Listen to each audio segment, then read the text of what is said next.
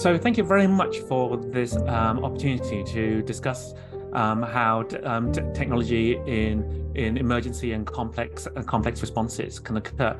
And when it comes to my area of work, which is community engagement, one of the things we are keen on is that it needs to start immediately. Sometimes when it comes to community engagement in a emergency or in a complex situation, people always wait until they're more comfortable or secure in using it, or know more about their familiar working area, and it becomes technology use and community engagement becomes a secondary affair, is pushed in the background.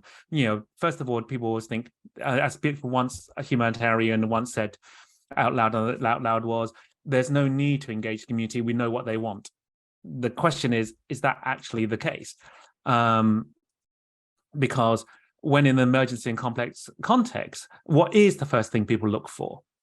I mean, what is the first thing people ask for?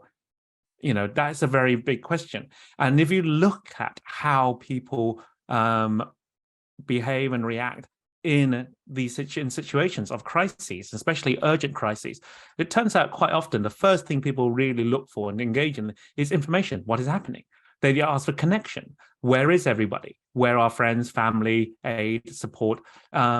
They want engagement with first responders. They want engagement with relief organizations. Altogether, what it's looking for is communication.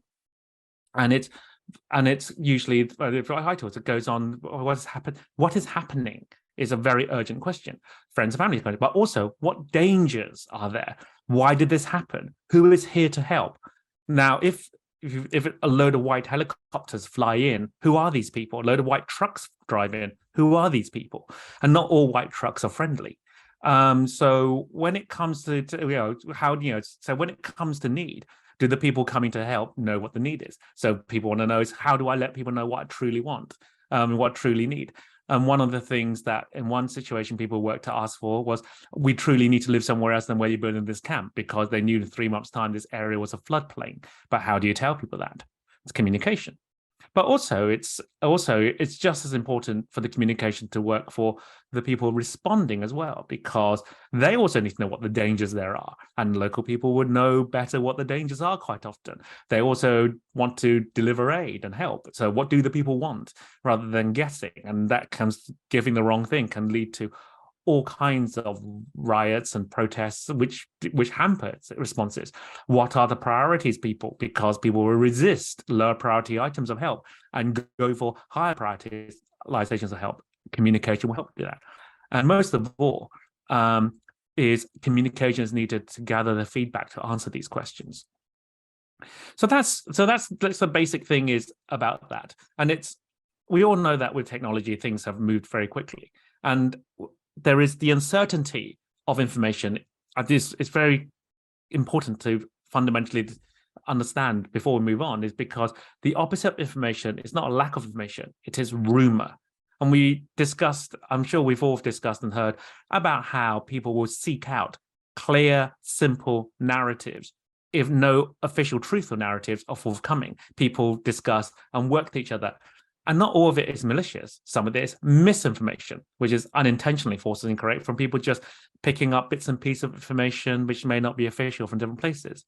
Then there's disinformation. There may be, if it's a crisis involving some form of conflict, or some form of there's some conflict involved, or power dynamics involved, disinformation may be used.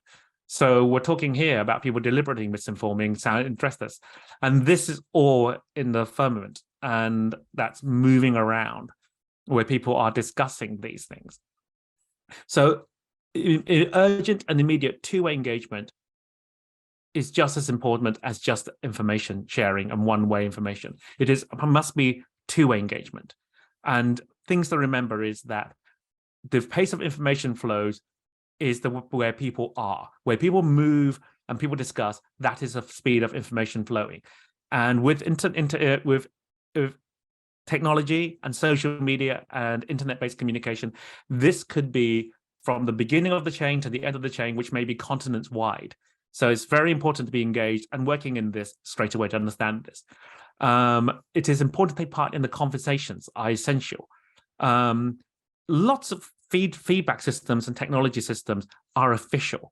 And we're expecting people to engage in these official ways. But remember, conversations happen naturally on the places where they will happen. And information is two ways as well. People in need do need to know exactly where things are happening, what's happening, because in a crisis, in a complex situation, accurate information is hard to find. But also, it's two ways and another way. People responding are also working in that complex situation that's constantly shifting. Things are being updated, the speed of conversation. Being involved in those conversations allow you to pick up rumors, new headline. In many ways, this is intelligence that will help your operations when you're in the response sector. So in the online situation, this gives you a heads up where conversations going, where needs are going to be developing. These are being discussed. Being involved in this is a two-way conversation. It both reassures and gives you an insight into what may be happening next. So this is where we are. And technology does make this much easier to do. So we are told. But unless we actually are sure how and why it makes it easier, then it could go very, very badly wrong. So first of all, one of the things I have seen in my time working around the world in different responses is the fact that information flows are actually out of your hands. How information moves is like water. It's like holding water in your hand. You may be able to stop it for a moment. You may have a illusory control of it, but you can navigate it. You can navigate, and the key thing is the fact that first of all, if you're using technology to communicate, and technology really helps because it allows you to reach thousands of people. They're micro broadcasting sites. Social media is where people are sharing information. You have to be part of the conversation. But those algorithms are there. You need to know what algorithms are doing, how they work, and how they prioritize people's preferences and they drive content. It's dynamic. It moves. Just because it's on your screen, it's not on somebody else's screen. So you need to understand how people share. It's very important. Also people trust it. The more it's posted, the more it's shared, the more popular it becomes, the more it is. So you make sure that it is trusted. People do not share misinformation because they don't trust it. Quite often they share misinformation because it comes from a trusted source. Are you a trusted source? Have you made enough effort to be trusted? We'll come to that in a moment. And also, is it engaging? Is it something interesting? The interesting thing is, of course, is things that make people angry and upset are hugely shared, which is not something we want. But also things that make people hopeful, laugh and smile are also hugely shared. So is your material engaging people to share?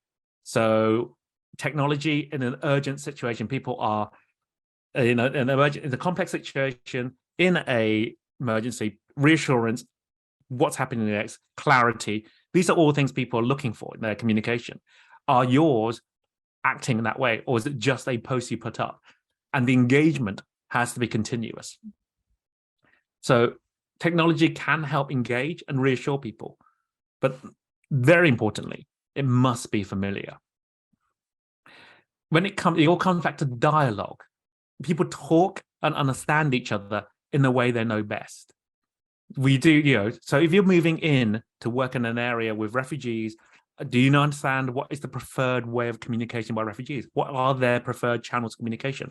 What are their preferred fora? Are we communicating on those lines? Because something that happened, I will touch upon later, which previously people always creating new sites, new locations, new apps, new things. It's quite often it isn't funding proposals. What innovation do you have? Well, if you do that, you're beyond communicating. You now have a marketing problem to make people use your device. So, but how do you know this? Where do you find information? Well, the interesting thing is the humanitarian system is very good at this.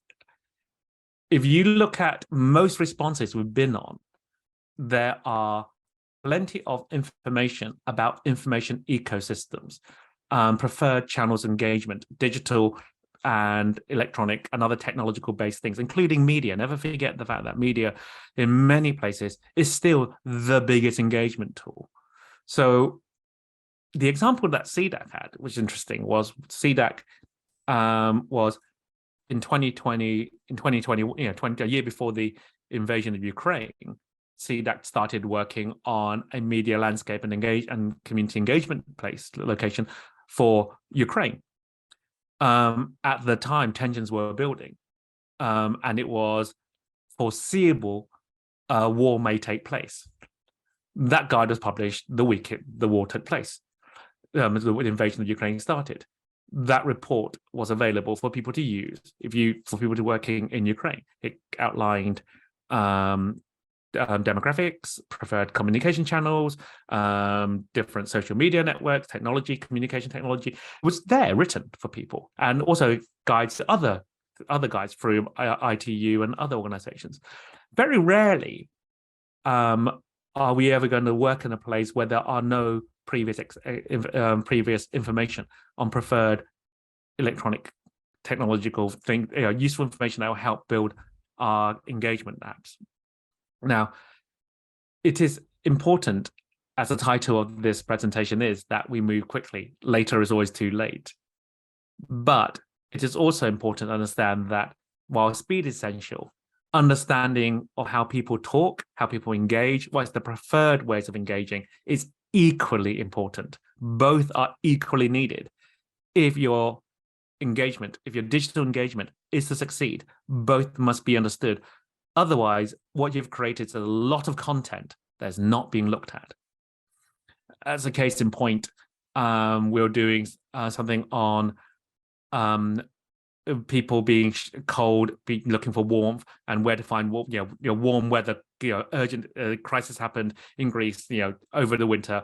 People basically freezing to death, and they needed to know about warmth very quickly. It was a complex way of doing it. There was plenty of content that was created that was hardly watched, partly because they were designed to be content dumps, so people were just talking plainly. It wasn't engaging.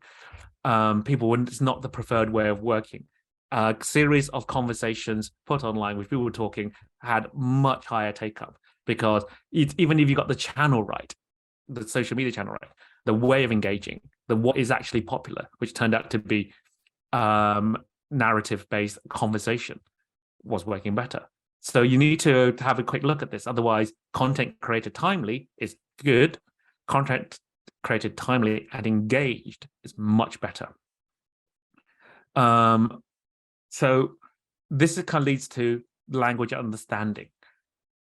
Language really, really is important. A lot of standard engagement is using official languages. And official languages is good translation from the standard text, which may be English, Spanish, or French, translated to a official language, which often is English, Spanish, or French, is good. So that's more people read it. But go beyond the official language, because who uses what language? Are the groups you're working with, who sometimes in desperate need, speak a different minority language? One of the interesting things that we're going to touch upon in a minute with the Rohingya crisis, we mentioned, is that people really don't understand what Rohingya language actually was for over 9 months. So go beyond the official language. Who uses what language? And does that language have any social political implications, what the languages of words have? So when I say language, not just French, English, Spanish, we're talking about plain language, simple speaking, the terminology that people use. And especially in social and political work, that is very important. So make sure that that is engaging as well. Again, what you are working with here in an emergency is a lot of uncertainty. People need reassurance, and that needs to be spread. And that means people are going online, people are checking things, what terms are they searching for? What actually matters here? So this includes, again, gender is another aspect about this that moves on. So given that, so translation and interpretation is better than none. There are electronic ways of doing this that will help you. There are huge limitations in machine translation, but that is better than no translation. And of course, there are also tools like the PSA glossary from IOM, Clear Global, and the other CHS Allowance, UNICEF, and CDAC, and others, which gives much clearer terms on complicated matters. So appropriate technology use is very important, knowing how to use it. And I mentioned Bangladesh, Rohingya language was not understood. It was, one of the examples there was, we would not use technology, we would not use social media when that happened because there is no internet where people are living in the camps in Bangladesh with the Rohingya crisis. It turns out that people were using the internet, they were just using Bluetooth because 3G signals were easily covering a quarter to half the camp, depending on weather conditions, and people were accessing and sharing it online. Technology was being used, rumors being spread from diaspora organizations who were working in Malaysia and Saudi Arabia, but as to the humanitarian responders in Bangladesh itself, they were not using this because they were still under the general impression that because the government says no internet was allowed in the camp, nobody was using it.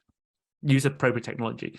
In 2016 in Europe, people were told that everybody has a smartphone, so everybody turned up making apps, and the whole place was flooded by different technological solutions which nobody used because nobody was familiar with them. And these crises are still going on. Similar mistakes still happening. In 2013 in South Sudan, everyone was the fact that the government would not allow for any use of technology whatsoever. Loudspeakers were the only thing people being used.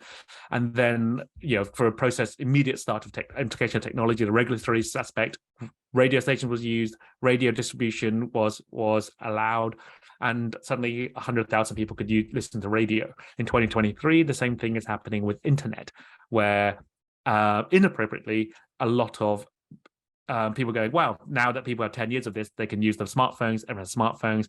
So again, apps were flooded in. Same situation as in Europe in 2016. People did not understand to use the apps. They fell by the wayside.